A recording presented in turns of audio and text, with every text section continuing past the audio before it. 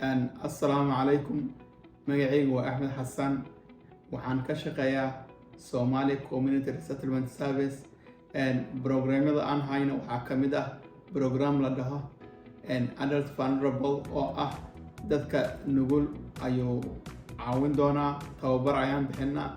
Tababarahaas waxay ka mid ah macnaha guud ee qaranka adeegyada ilaalinta dadka waaweyn marka la soo gaabiyo ABS loo yaqaano. Dowladuhu waxay leeyihiin nidaam ABS oo kala duwan. Ma jiro sharci federal ama awood ABS ka ah. Ururada qaranka ee ABS waxay bixiyaan macluumaad, cilmi baaris iyo waxqabadka ugu wanaagsan. Ilaalinta dadka waaweyn ee Minnesota. Nidaamka ilaalinta dadka waaweyn ee Minnesota ee sharciga dadka waaweyn ee nugul xeerka Minnesota 626.557 mabda'a ilaalinta dadka waaweyn iyo siyaasadda. Qeexitaanka muhiimka ah. Waa maxay ilaalinta dadka waaweyn? Barnaamijka adeega bulshada, sare u qaadka badbaadada macluumaadka iyo madaxa bani'aadantinimada. Ilaali qof weyn oo nugul kana ilaali waxyeelo kale ee si xun loola dhaqmo. Sharafta iyo cadaaladda qofka weyn ee nugul. Halkan hoos ku xusan waa link aad ka sii xulan karta macluumaadka badan.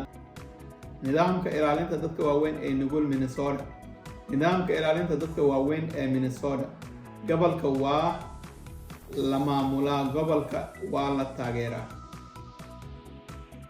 Nidaamka ilaalinta dadka waaweyn ee Minnesota wuxuu ka kooban yahay warbixin, maamul, wuxuuna u baahan yahay in la bixiyo adeegyada ilaalinta dadka waaweyn iyo baaritaanka lagu tuhunsan yahay in si xun loola dhaqmo kiiska ku habboon. Mas'uuliyadda ABS qiime dhammaan warbixinta ee bixi adeeg bulsho oo ilaalin ah. Tani waxay gacan ka geysataa ka hortagga si xun loola dhaqmo, ilaalinta qofka waaweyn ee nugul iyo bixinta adeegyo ammaan ah iyo dadka waaweyn ee nugul. Ku dhiirigeli ka warbixinta xadgudubka looga shakisan yahay ee kasta oo u baahan ay soo sheegaan saxafiyiinta. Mabaacidda adeegyada ilaalinta dadka waaweyn ee ilaalinta dadka waaweyn waxay raadisaa in la gaaro isku mar doorashada badbaadada, qalqalka ugu yar ee habnololeedka, daryeelka macbilka qaangaarka ah ee qofka keliya ee ABS loogu dallaaco inuu u adeego. Dhammaan dadka waaweyn waxay xaq u leeyihiin inay iskooda isu doortaan. Isu dheelitirka aayoo ka tashiga iyo badbaadada. Jahwareerka anshaxa ee ABS. Tallaabo kasta oo ay qaado ABS waa in ay isku dheelitirto xaqa qofka weynu uu leeyahay, aayo ka tashiga iyo waajibaadka ilaalinta badbaadada.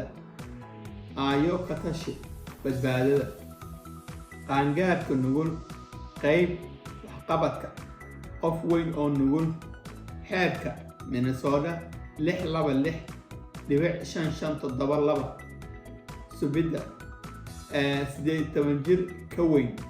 Qofku waa adeega ama bukaanjiifka xarunta ay maamusho MDH ama DHS ama wuxuu ka helaa adeegyo xarun ama adeega lagu nidaamiyo 245A ay ku jirto PCA-ga ama qofka helaya daryeelka guriga ama adeegyada hospitaalka ee bixiyaha iyo maamusho MDCH ee hoos yimaado 414A waxay ka mid nolol caawinta nolol khaas ah. Qof weyn oo nololsan.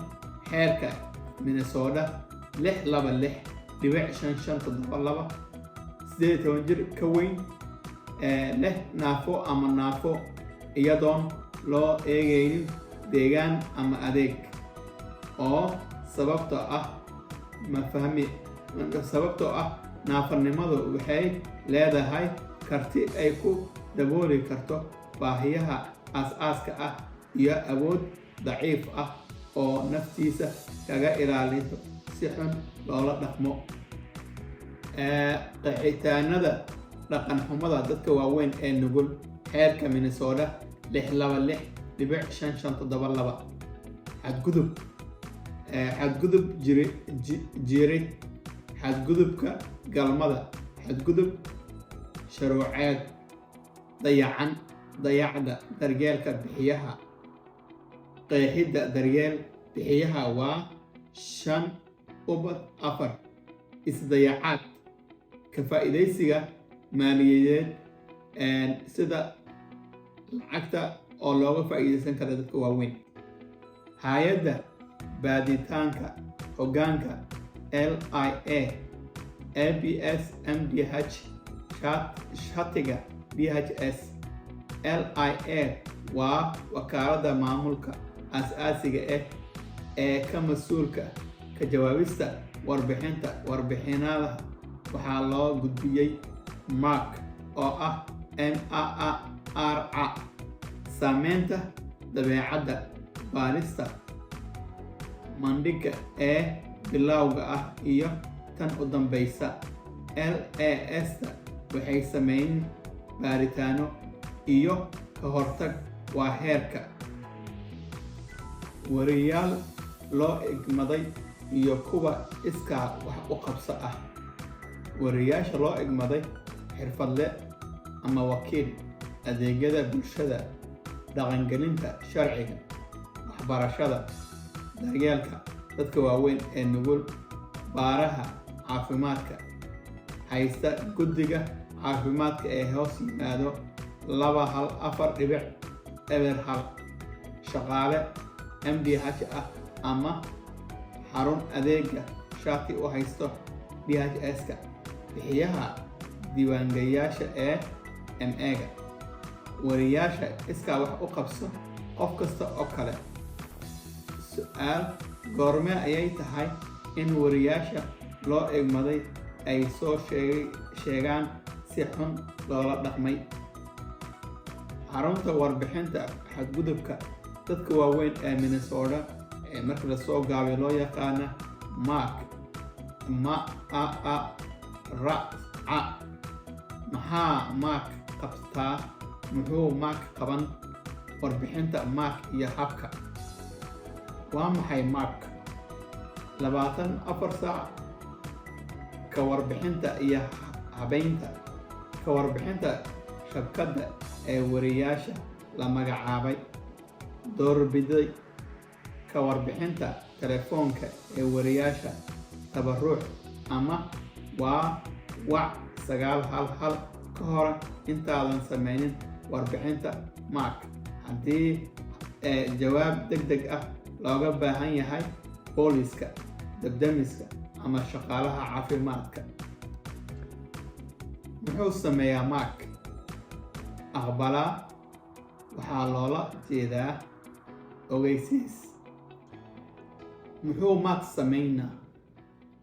MARC ma sameeyo warbixinada shaashadda ee tayada ama ansaxnimada. Samee baaritaano ama samee go'aannimo. Ka jawaab su'aalaha la xiriira warbixinta hore ee koobiyaad warbixinada. Ku beddel ama ku beddel 911. Maxaa aan MARC ka ogaan karnaa? Dhaqan xumada ubadka. Dhaqan xumo dhacday markii dhibanuhu uu ka yaraa da'da 18 sano oo aan la tuhunsanayn in ay hay'adda dayacayso. Dhibanuhu waa qof weyn. Tani waa in lagu wargeliyo ilaalinta ilmaha. Dhaqan xumada ka baxsan gobolka. Dhaqan xumada ka dhacday gobol kale oo aan looga shaki in ay Minnesota ka dhacayso. Waa in laga wargeliyo gobol ay si xun oo la dhaqmeen. APS maxaa laga filayaa?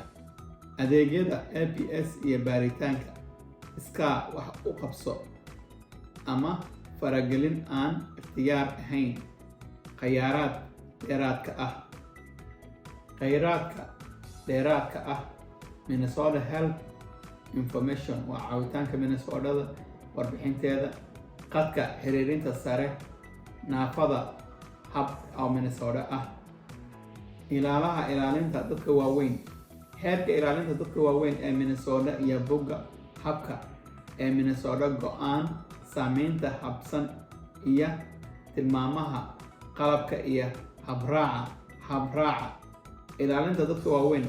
siyaasadda iyo habka maamulka nolosha bulshada ee marka la soo gaabiyo ACL-ka. xarunta kheyraadka kaalmada farsamo ee APS. waad ku mahadsantihiin.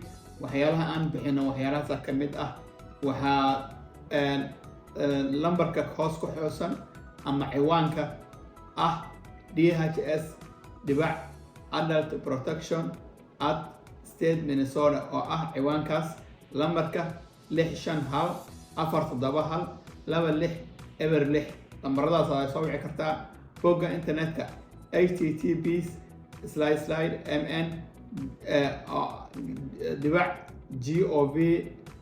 https://mn.gov/DHS ama lambarkan oo asagana kaarka ku xusan ayaa laga soo wici karaa haddii caawimaad aad u baahantid. haddii aad rabto inaad wax soo riboodo tababaradaas camalaan bixinaa aan ka bixinaa gobolka Minnesota oo idilba. hay-adayna waa Somali Resettlement Service. qof kasta oo rabo wuu naga heli karaa ciwaanada Google-ku naga heli karaa. xafiisyada waxaan ku leenahay Rochester, Faribault iyo Minneapolis. marka qof kasta oo rabo inuu macluumaad dheeraad sii ogaado ama tababar fadlan nagala soo xiriir ciwaanadana ama lambaradaas oo ah haddii aad rabto inaad wax riboodo lambarkaas meesha ku qoran ama kaarka aan tusinayo rabtaa ayaad wici kartaa. haddii tababaro iyo waxaas aad rabtidna xafiisyadana ayaa noo iman kartaa. magacayna waa Somali Community Resettlement Service. asalaamu calaykum waraxmatullaahi wabarakaatu.